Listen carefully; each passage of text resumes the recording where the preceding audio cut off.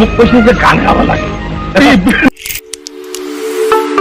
নমস্কাৰ, মোৰ চেনেললৈ স্বাগতম জনাই আৰম্ভ কৰিবলৈ লৈছোঁ মোৰ আজিৰ ভিডিঅ'। মোক কৈছে যে গান গাব লাগে। তুই কি গালি রে? বয়সত আমি গান গাব পাৰোঁ না মই।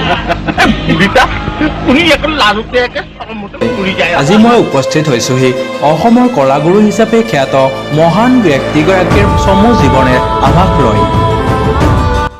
কলাগুৰু বিষ্ণুপ্ৰসাদ ৰাভা। এসময়ত গোপাল চন্দ্ৰ ৰাভা নামৰ এজন মানুহ অসমত বসবাস কৰিছিল। জন্মসূত্ৰে তেওঁৰ নাম আছিল গোপাল চন্দ্ৰ মুছাহাৰী আৰু সেয়া আছিল বড়ো জনগোষ্ঠীৰ। কিন্তু তেওঁ ৰাভা পৰিয়ালত ডাঙৰ দীঘল হৈছিল আৰু সেয়ে ৰাভা উপাধি গ্ৰহণ কৰে। সেই সময়ত তেওঁ সামৰিক বিভাগৰ অসম ৰেজিমেণ্টৰ সুবেদাৰ মেজৰ আছিল। তেওঁ চাকৰি সূত্ৰে ঢাকাত বাস কৰিছিল। গোপাল চন্দ্ৰ ৰাভাই সংগীত বৰ ভাল পাইছিল। তেওঁৰ পত্নীৰ নাম আছিল গেঠি। 1909 চনৰ 31 জানুৱাৰী তাৰিখে গোপাল ৰাভাৰ পৰিয়ালত এটি পুত্ৰ সন্তানে জন্মগ্ৰহণ কৰে। সন্তানটিৰ নাম দিয়া হ'ল বিষ্ণুপ্ৰসাদ ৰাভা। মৰমতে বিষ্ণুপ্ৰসাদক মাক দেউতাকে পুতৰ বুলি মাতিছিল। মুখত সোণৰ চামুচ লৈ ডাঙৰ হৈছিল এই বিষ্ণুপ্ৰসাদ ৰাভাই। বিষ্ণুপ্ৰসাদক দেউতাকে 5 বছৰ বয়সতে স্কুলত নাম লগাই দিয়ে আৰু স্কুলীয়া শিক্ষাৰ লগতে সংগীত শিক্ষাৰ ব্যৱস্থাও কৰি দিয়ে। বিষ্ণুপ্ৰসাদ বৰ মেধাৱী ছাত্ৰ আছিল। তেওঁ ঢাকাত প্ৰাথমিক শিক্ষা গ্ৰহণ কৰি 1926 চনত তেজপুৰ চৰকাৰী হাইস্কুলৰ পৰা জিলাখনৰ ভিতৰতে প্ৰথম স্থান লাভ কৰি প্ৰৱেশিকা পৰীক্ষাত উত্তীৰ্ণ হয়। দৰং জিলাৰ ভিতৰতে প্ৰথম হোৱাৰ বাবে তেওঁ কুইন এম্প্ৰেছ পদক লাভ কৰে। তদুপৰি তেওঁ কলিকতাৰ ছেইণ্ট পলছ কলেজৰ পৰা ISC পৰীক্ষাতো প্ৰথম বিভাগত উত্তীৰ্ণ হয়। তাৰ পিছত পদাৰ্থ বিজ্ঞানত অনাৰ্ছ লৈ ৰিপন কলেজত তৃতীয় বাৰ্ষিকত ভৰ্তি হয়। সমসাময়িকভাৱে তেওঁ কোচবিহাৰৰ ভিক্টৰিয়া কলেজতে নাম লগাই ইংৰাজীত অনাৰ্ছ লৈ পঢ়িবলৈ আৰম্ভ কৰে। বিষ্ণুপ্ৰসাদে সৰুৰ পৰা খেলা ধূলা, গান বাজনা, ছবি অঁকা, নাটক কৰা আদি কামবোৰ কৰি বৰ ভাল পাইছিল। তেওঁ এই সকলোবোৰ দিশতে পাৰদৰ্শিতা দেখুৱাইছিল। বিদ্যালয়ৰ খেল ধেমালিত বিষ্ণুপ্ৰসাদেই আটাইতকৈ বেছি পুৰস্কাৰ পাইছিল। তদুপৰি স্কুলত লিখা নিজে গীতবোৰ গাই সকলোৰে মৰম বুটলিছিল। বিষ্ণুপ্ৰসাদে ঢোল, খোল, তবলা, বাঁহী, গগনা, চেহেনাই আদি বাদ্যও বজাব জানিছিল। 1930 চনৰ পৰা 1940 চনলৈ এই কেইবছৰ ৰাভাই সংস্কৃত সাধনত ব্ৰতী হয়। কেৱল 8 বছৰ বয়সতে উৰ্দু ভাষাৰ নাটকত সুন্দৰ অভিনয় কৰি বিষ্ণুপ্ৰসাদে সকলোৰে আদৰ ল'বলৈ সক্ষম হৈছিল। পাছলৈ তেওঁ চিৰাজ, এৰাবাটৰ সুৰ, প্ৰতিধ্বনি আদি বহুকেইখন কথাছবিত অভিনয় কৰিছিল। তাৰোপৰি জ্যোতিপ্ৰসাদে জয়মতী চিনেমা নিৰ্মাণ কৰিবলৈ ৰাভাক লগত লৈ গৈছিল। 1948 চনত নটসূৰ্য ফণী শৰ্মাৰ সৈতে ৰাভাই যুটীয়াভাৱে চিৰাজ ছবি নিৰ্মাণ কৰিছিল। তেওঁ ৰোহিণী বৰুৱাৰ মৰমতী ছবিতো নৃত্য পৰিচালনা কৰিছিল। তেওঁ কৰা বলিষ্ঠ অভিনয়ৰ কথা দৰ্শকে কোনোদিনেই নাপাহৰে। ডক্টৰ ভূপেন হাজৰিকাই পৰিচালনা কৰা প্ৰতিধ্বনিত তেওঁৰ খাচীয়া ৰজা CMৰ অভিনয় অভূতপূৰ্ব আৰু জীৱন্ত আছিল আৰু এইখনেই তেওঁৰ শেষ ছবি। তেওঁ তেজপুৰৰ বান ষ্টেজত কাৰাগাৰ আৰু নাদিৰ শ্বাহ নাটকত অভিনয় কৰি সমাদৰ লাভ কৰিছিল। তেওঁ জীৱনৰ শেষ সময়লৈ অজস্ৰ নাটকত অভিনয় কৰি গ'ল।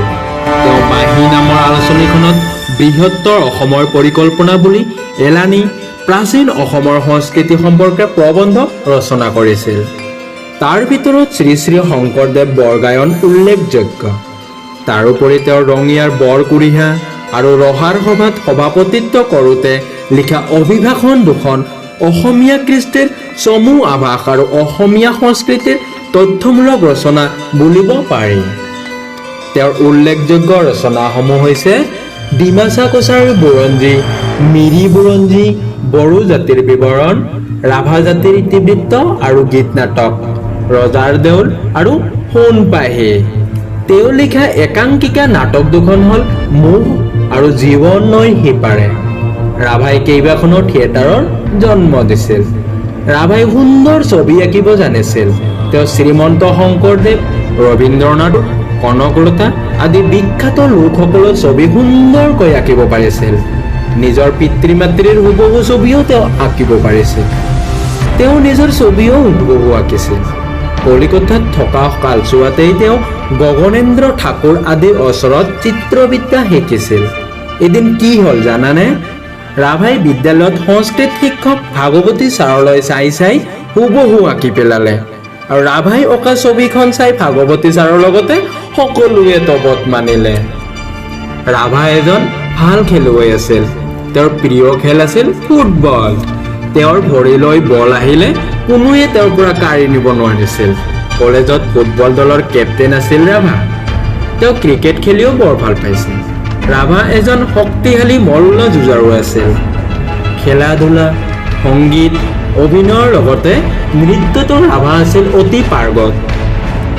বিভিন্ন মঠ মন্দিৰত থকা শিলামূৰ্তিৰ নৃত্যভংগী চাইও তেওঁৰ নৃত্যৰ প্ৰতি আকৰ্ষিত হৈছিল আৰু পাছলৈ এজন সুদক্ষ নৃত্য বিশাৰদ হৈছিল। তেওঁ কামৰূপ নৃত্য পৰিষদ গঠন কৰি তাৰ দ্বাৰাই অসমৰ প্ৰাচীন নৃত্যসমূহ উদ্ধাৰ কৰি প্ৰচাৰ কৰিবলৈ চেষ্টা চলাইছিল। বিশেষকৈ সত্ৰীয়া নৃত্যৰ উন্নতিৰ হকে তেওঁ অশেষ চেষ্টা কৰিছিল। তেওঁৰে শিষ্য সৰুক এদল শিল্পীয়ে গোটেই ভাৰততে সত্ৰীয়া নৃত্য পৰিৱেশন কৰি খ্যাতি অৰ্জন কৰে। তোমালোকে জানানে ৰাভাক কলাগুৰু উপাধি কোনে দিছিল? শুনা, 1940 চনত কাশী হিন্দু বিশ্ববিদ্যালয়লৈ গৈ যেতিয়া ৰাভাই নৃত্য প্ৰদৰ্শন কৰিছিল, তেতিয়া তেওঁৰ নৃত্যত মুগ্ধ হৈ ভাৰতৰ দ্বিতীয়জনা ৰাষ্ট্ৰপতি ডক্টৰ সৰ্বপল্লী ৰাধাকৃষ্ণনে বিষ্ণুপ্ৰসাদক এই কলাগুৰু উপাধি প্ৰদান কৰিছিল আৰু তেতিয়াৰ পৰাই তেওঁ কলাগুৰু ৰূপে জনাজাত হয়।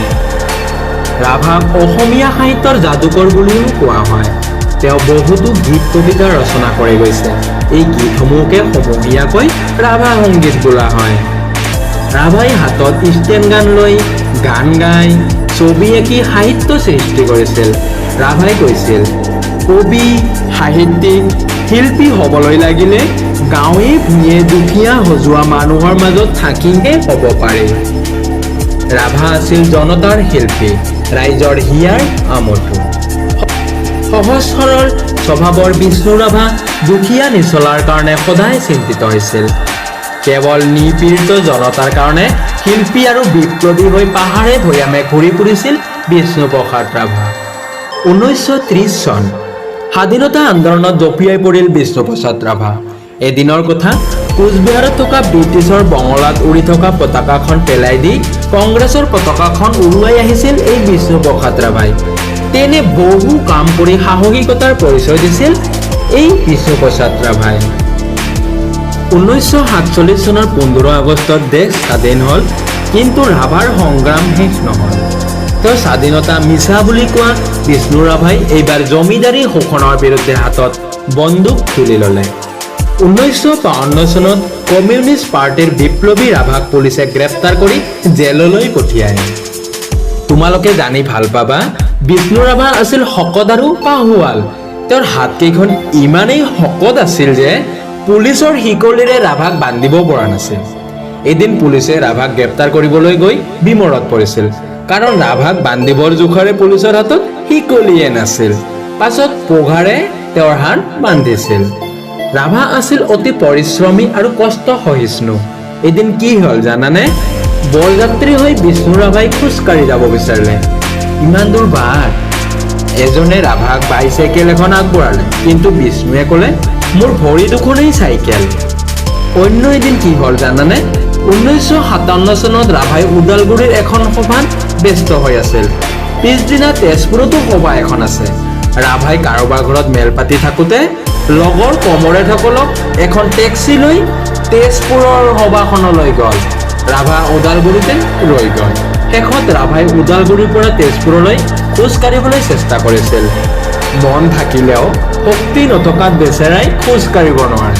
অৱশেষত আক্ষেপতে নিজৰ ভৰি দুখনত এটি শিলেৰে কোবাই দিছিল। আন এদিনৰ ঘটনা, সেই সময়ত ৰঙিয়াৰ নকুল নামৰ গাঁওখনত দমকল নাছিল। ৰাভাই বন্ধুজনক বহু দূৰৰ পৰা পানী অনা দেখি এদিন কাষত থকা কোৰখনেৰে খাল এটা খান্দি পেলালে। খালটোৰ পৰা যেতিয়া পানী ওলাবলৈ ধৰিল তেতিয়া ৰাভাই ক'লে, কাইলৈ পুৱা ভালদৰে পানী খাম আৰু হেঁপাহ পলুৱাই গা ধুব পাৰিম। ৰাভাই গাঁৱলীয়া লোকৰ সৈতে সহজে মিলিব পাৰিছিল। তেওঁ 1967 চনৰ সাধাৰণ নিৰ্বাচনত তেজপুৰৰ পৰা নিৰ্দলীয় প্ৰাৰ্থী হিচাপে নিৰ্বাচিত হৈ পাছত ভাৰতীয় কমিউনিষ্ট পাৰ্টিত যোগ দিয়ে। ৰাভাই গোটেই জীৱন কেৱল সংগ্ৰাম কৰিয়েই কটালে। তেওঁ ৰাইজৰ মানুহ, সমাজৰ কথা চিন্তা কৰিয়েই চৰকাৰে যাচি দিয়া পুলিচৰ উচ্চ খাপৰ চাকৰি পায়ো ত্যাগ কৰিছিল। পিতৃয়ে এৰি যোৱা 2500 বিঘা মাটিও তেওঁ হাঁহি মুখে দুখীয়া ৰাইজৰ মাজত বিলাই দিছিল। তেওঁৰ নিজৰ মাত্ৰ 12 বিঘা মাটিহে আছিল। তাকো আনে খেতি কৰিছিল। কোনোবাই যদি মৰমতে দিয়ে খাইছিল আৰু নিদিলে ভোকতে থাকিছিল। তেওঁ আছিল বহল হৃদয়ৰ, হাস্যমুখৰ আৰু উচ্চ মনৰ ব্যক্তি। সদায় দৰিদ্ৰতাৰ মাজত থাকিও তেওঁ সমাজ সংস্কৃতিৰ বাবে অহৰহ কাম কৰি গৈছিল। ৰাভাই 4বাৰ বিবাহপাশত আবদ্ধ হৈছিল। 1936 চনত অসমৰ সু গায়িকা যোৰহাটৰ প্ৰিয়লতা দত্তক বিবাহ কৰায়। কম দিনৰ ভিতৰতে প্ৰিয়লতাৰ মৃত্যু হোৱাত ৰাভা হৈ পৰিল নিথৰুৱা আৰু সংগী হিচাপে বাছি ল'লে সুৰা। তাৰ পিছত দ্বিতীয় পত্নী নিৰুপমা দেৱী, তাৰ পিছত তৃতীয় পত্নী আছিল নলবাৰী বেলখৰৰ কৃষক নেতা প্ৰয়াত নবীন মেধিৰ জীয়াৰী কনকলতা। 1962 চনত কনকলতা ৰাভাৰ ডিব্ৰুগড় মেডিকেল কলেজত মৃত্যু হয়।